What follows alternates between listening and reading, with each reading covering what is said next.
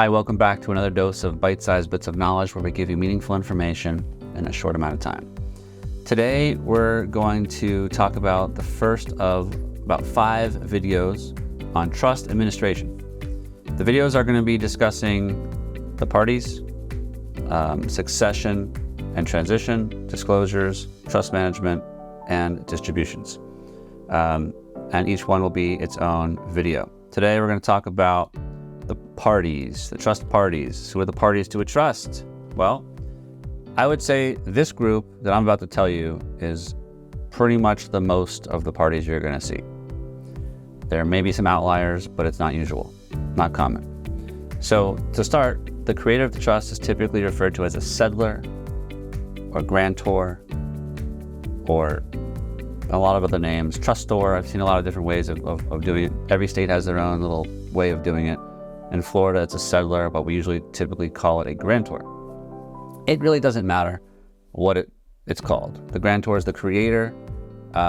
Typically, the grantor is a revocable trust. They're making a revocable trust. They could also make a grantor non-revocable trust or an irrevocable trust, which is less common but useful where needed. So typically the grantor it's called a grantor for tax purposes, for state law purposes. It's a term you'll hear, and that's what it is. Trustees typically manage the estate, the trust for the benefit of the beneficiaries. And usually there's a trustee, there's possibly co-trustees, there's possibly successor trustees. The trustee is the one who's acting. The co-trustees are the multiple ones who are acting. That's not uncommon. And successors are those who are in the bullpen. They're waiting to act should the people who are in the capacity as trustee no longer be able to serve. Beneficiaries, so the trustee manages the assets for the benefit of the beneficiaries. Beneficiaries can be one or more of them. They could be individuals, they can be charities, tax exempt, non-tax exempt. There's really no rules on who it can't be. And there's no rules really on who it can be. So you're pretty flexible in who you can designate as beneficiaries, with some exceptions in Florida and other states that you cannot disinherit, like your spouse in Florida, or minor kids and spouse with respect to your homestead. That's a subject for another day. Another party would be a trust protector. Sometimes it's called a trust advisor. That's a party that typically serves 2 purposes. We have a whole video on that, but typically they serve purposes of flexibility and oversight.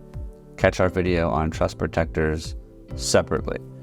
They're very useful. We highly encourage you to include them. Directed trustees is a common thing. I think they're becoming more popular, especially in states that have self-settled asset protection trusts like South Dakota and Alaska. And these are trustees that have very specific designated or delegated duties, like financial. They manage the assets. The trustee is responsible for them, but the directed trustee is the one who manages them. It's like an agent, almost agent principal kind of thing. The last thing I would mention about trust parties would be, maybe a committee. Sometimes there's committees, investment committees, business committees.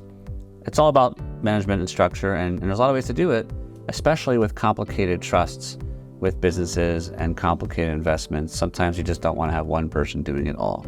So if you go to South Dakota, they're going to have you in an assortment of committees and directed trustees, and that's probably for asset protection purposes, if that's the direction you want to go. So I hope that you found this helpful. Thanks for stopping by, and stay tuned for more.